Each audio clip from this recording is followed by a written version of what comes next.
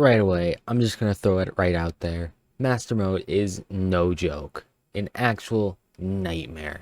It also didn't help that I quite literally spent 8 hours in a medium-sized world, which is ridiculously large for me playing on my own. This video is only pre-hard mode because it took me quite literally 50 hours to beat. Yeah, I have a lot of free time, but I am very glad I have made it this far into a challenge because it just forced me to do some very in-depth research on this game, and it has let me improve my skills with potion making, permanent item increases, and a bunch of other useful skills to learn and figure out throughout all that time in pre-hard mode. There are many things to note in this playthrough that I'll mention right now. First, death is always inevitable. Second, graveyard biomes are just horrible in master mode because it spawns so many zombies and so many ghosts that you basically just die when you get in one.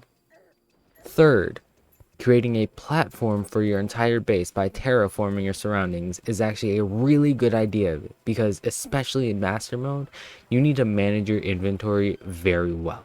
So creating a storage area and a work crafting area is almost essential, especially since I have no idea what I'm doing here. That's all the importance from this world, so let's move on to the next one and the better world. Avoiding all of the death this time, I build a hut and then I race to the desert for cactus armor so enemies have to be masochists to hurt me.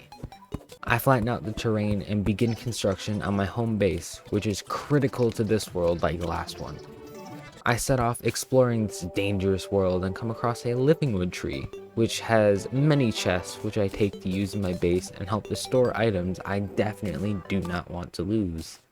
I begin the construction of my elevator, which gives easy access to hell or any biome in between. During that dig, I actually figure out the recipe for the grave digger's shovel, which gives easy breaking of dirt, sand, mud, silt, any of the softer blocks in a 3x3 radius. I finally build an AFK farm that just lets me sit, so when I need to take a break from the ridiculousness of how hard this game is, I can just sit and farm enemy drops. I even found a costume set that's exclusive to Master Mode, and that being the Toad costume, so I can be everyone's favorite fungus for a long time in this playthrough, as well as I collect life hearts in the hopes of taking more than one hit and dying. While exploring, I get the message that means the Eye of Cthulhu is finally spawning naturally, and I hope to everything I am worthy of progressing. I am not. And then I get sad and mine again. I finally breach into the underworld and try to explore, however I almost immediately die and lose several things to the lava. Without hesitation after this, I actually took a while resetting my keybinds to fit my playstyle, since I didn't want to have to reach from the WASD keys to 0 when I want to get teleported home, or accidentally teleporting when I don't want to. And since I was testing during a slime rain, I accidentally summoned King Slime, who obliterated me a minute into summoning him. I built a generic arena unnervingly close to my base, so all of my NPCs will definitely feel the wrath of whatever I'm fighting, which makes me feel a little better that I'm not suffering alone. In my search for anything of value, or quite literally anything, I come across a tomb which gives me some gold and some cool feral clothes that would never take priority over my fungus outfit. The eye finally gives me a rematch and unsurprisingly, I died again. I actually ventured into the extremely dangerous Crimson that I was not prepared for at all, but I actually was able to destroy a heart and dip since that actually triggers the Goblin army to be able to spawn, which then causes the Goblin Tinker to finally spawn.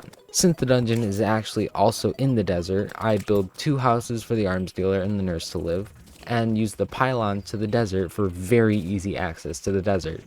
Since that's for the Skeletron fight, it's easy to get in the dungeon, and then it's easy to fight the lunatic cultists in probably around 150 hours once you get there. Editor's note, it is currently 150 hours in. I haven't beaten a single mechanical boss. So bump that estimate up to probably 300 or 50? Nah, let's go 300. Let's be hopeful here. After running to the desert, I explore the caverns below and almost immediately get ruined by one of the most common enemies there below the surface. Great.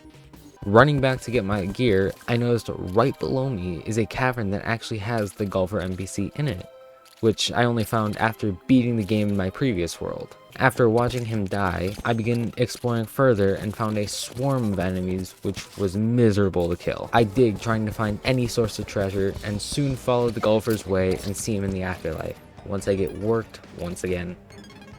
And keep in mind, I actually have to go back and get my stuff manually. I grab my stuff and immediately teleport home so I don't get stuck in a loop of death. And then I go to collect a singular blink root for potions, and then the Eye of Cthulhu spawns, and I die. Again. Exploring the cave, I get extremely lucky that 3 life heart crystals spawn almost directly next to each other, and use them right away to get just a little bit more of a chance to survive just about anything. The Eye is back and the Grim Reaper is back, but thankfully not for me, as I kill the Eye and place down the relic it drops with pride. I make a quick Torch God arena so I can hopefully get some kind of reward and hopefully a relic, but that hope doesn't last long as I die in seconds. Looking for Sky Islands, I find one directly above my house, which I am extremely glad for because they are very hard to find without gravitation potions. And this spawns harpies for said potions. With the power of gravity on my side, I swiftly die even though I literally have the power to prevent that by pressing a singular button. But I still find the rest of the islands as well as a lucky horseshoe, which negates all fall damage and is a godsend for me. I made an arena for the Brain of Cthulhu fight so I can actually survive it and tell the tale to whatever NPC cares. And like usual, I get distracted and explore the ice biome instead, and collect ice skates, which are key to crafting the Terra Spark boots. Yep, doing this again. I kill the Eye one more time and gear up by getting full molten armor and a volcano for the fight with the Brain of Cthulhu. This is the strongest stuff you can get for pre-hard mode, and this is the second boss I am fighting. That just goes to show how difficult this actually is. The Brain is a lot more difficult than any boss so far, being that it has a large number of weird floating eyeballs that get slingshot towards you for some time. Once you defeated all of those, you had to attack the Brain itself, being that it had an eye that opened up once the little eyeballs were defeated, very similar to the Moon Lord. I died in this attempt, but quickly learned that the arena was absolutely essential, unlike the Eater of Worlds in a corruption world. With the Slime Crown, I summoned up King Slime and held my own for a good chunk of the fight, and surviving then very quickly dying to gain a very key item for surviving many biomes, being the Royal Gel, which, when equipped, gives me complete immunity to all slimes, and they aren't bothered by me at all.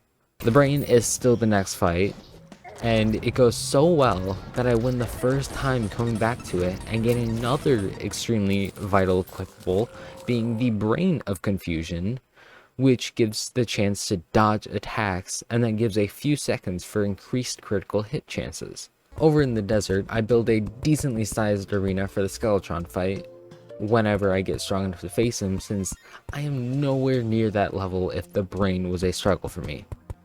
Before I ended this recording session, I actually did end up fighting Skeletron and getting absolutely ruined, as he does an insane amount of damage with a lot of projectiles in his last phase.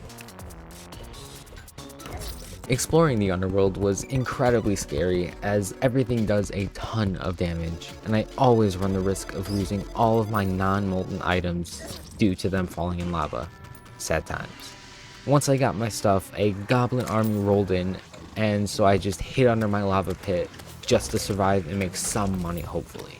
Once that was over, I went to the desert and actually smoothed out the hill by the dungeon for an easy escape once Skeletron is spawned, as he always damages you as he spawns and you try to get away. I fished for potion crafting materials and then realized that there are 2 different potions that you can make depending on if you are in a corruption or a crimson world. The Rage Potion and the Wrath Potion. The Rage is exclusive to Crimson Worlds, which gives a 10% increased chance for critical hits, and the Wrath Potion is exclusive to Corruption Worlds, They give 10% increased damage in general, which is infuriating, but I deal with it later on. Now begins the quest for fishing for materials. I actually do go for the Terra Spark boots in the early game because they are the best movement option in pre-hard mode, since they have water walking, lava walking, and 7 seconds of immunity to lava, as well as movement boosts in general. Side note, I actually did create a pool for whenever I did get corruption seeds, which is entirely possible, so I could still get the wrath potion for that extra damage, as well as the rage potion for more crits. I dig up as many ash blocks as I possibly could while staying alive in the underworld to create a platform to fight the wall of flesh, which is the key between pre-hard mode and hard mode, still being a very difficult boss to fight in the end. I continue my quest for the Terra Spark boots and fish for several more hours. Several more hours. A tunnel to the Shimmer was finally built, and I accidentally decrafted my strongest weapon because I dropped the wrong item.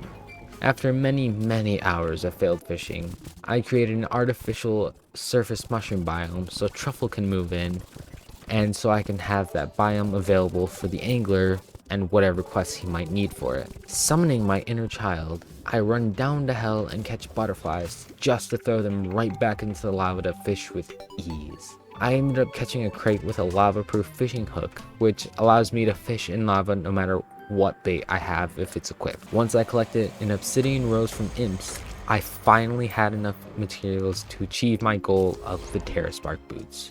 With these boots, I challenged Skeletron to hopefully gain access to the dungeon with no success. I teleport back for a retry, but he agreed and killed me once again. During a blood moon, I decided that it's time to buff up completely with everything that I could possibly have at my disposal and fight him one more time.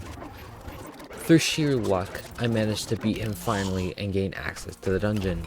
I found the mechanic pretty early on and then found a cobalt shield, which is incredibly helpful as it negates all knockback this time. Soon I find the mirror masa and immediately craft the knight's edge for the amazing projectile-ish thing that spawns from it. I placed down a bewitching table I found and I started to feel good again and ready to take on the wall of flesh. Summoning the wall of flesh is easy due to already having a guide voodoo doll and having plenty of potions crafted already to easily decimate the wall on the first try. I played a bit of hard mode, seeing the world with all the hard mode ores possible, and then dying to the new enemies, I finally called it a night. Dear God, this video has taken so much longer than I expected. It was a struggle to even want to come back to this. I mean, don't get me wrong, I absolutely love editing and I love playing Terraria, but 50 hours for pre-hard mode seems like a bit much, don't you think? But anyway, I have many more videos that I can edit and upload a lot quicker than this one, thankfully. If you guys really enjoyed this, consider liking and subscribing, and I will definitely see you for the next one. Bye!